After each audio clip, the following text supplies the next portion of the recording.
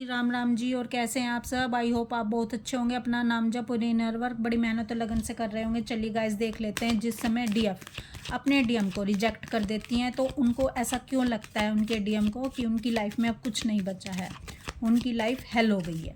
चलिए देखते हैं, प्लीज़ डिवाइन गाइड करें।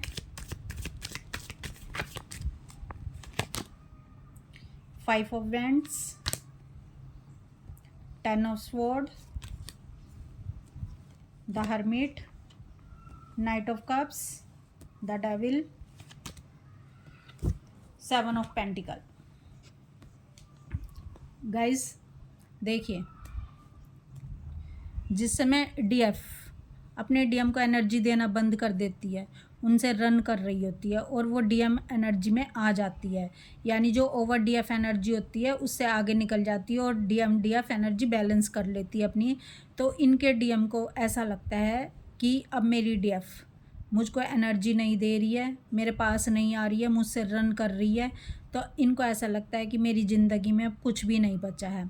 इनको लगता है कि अब मैं पल पल मेरे अंदर से कुछ ख़त्म हो रहा है। यानी कि ये सिचुएशन इतनी डिफ़िकल्ट होती है जिस समय, क्योंकि अब इनकी ईगो की डेथ हो रही होती है। और ईगो की डेथ होना मतलब होता है कि आपकी अगर आप फिज़िकली डेथ होती है तो बंदा एक बार मर जाता है, लेकिन अगर ईगो की डेथ होती है तो बंदा पल पल मर रहा होता है। और ये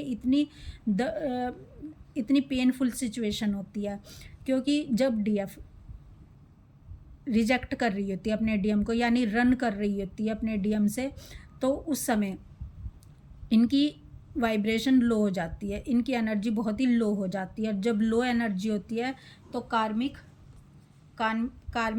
इनके पीछे पड़ जाते हैं, इन पर अटैक बोलते हैं।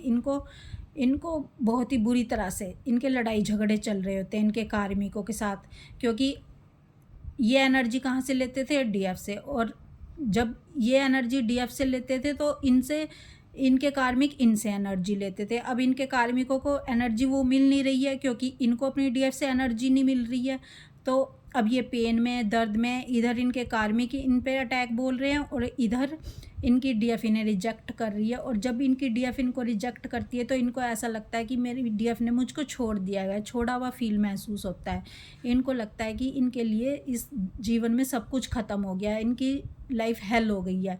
ये बहुत पेन से गुजर रहे होते हैं और ये तब तक डीएफ इनके साथ नहीं रहेगी, तब तक डीएफ इनसे भागती रहेगी जब तक ये लाइट में कन्वर्ट होना, डिवाइन के रास्ते पर आना पसंद नहीं करेंगे, जब तक ये सच्चाई के रास्ते पर आगे नहीं बढ़ेंगे। क्योंकि जो डीएफ होती है, डीएफ अपने आप को हील कर चुकी होती है, डीएफ अपने वाइब्रेशन को हाई कर चुकी होती है और वो अपनी कमियों पर काफ़ी काम कर चुकी होती है। वह एक लाइट में कन्वर्ट हो जाती है और जब इंसान लाइट में कन्वर्ट हो जाता है तो वो इंसान दूसरे की कमियों को भली भांति देख पाता है।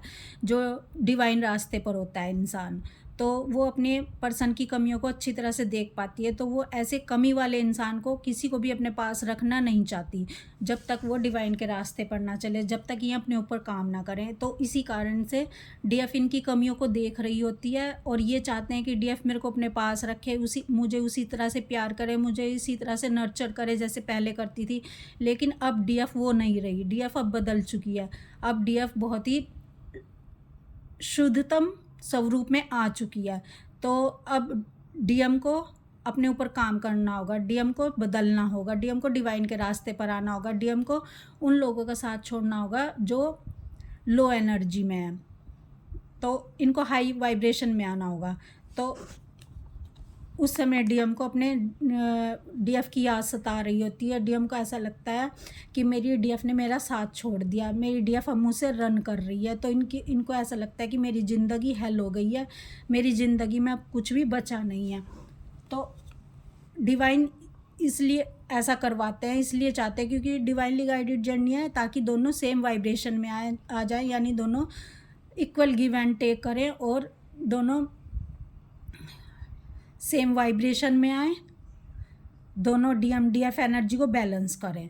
तो जिस समय इनके डीएम लो एनर्जी में होते हैं तो उस समय डीएफ इनसे रन कर रही होती है, डीएफ इनको अपनी एनर्जी नहीं देना चाहती।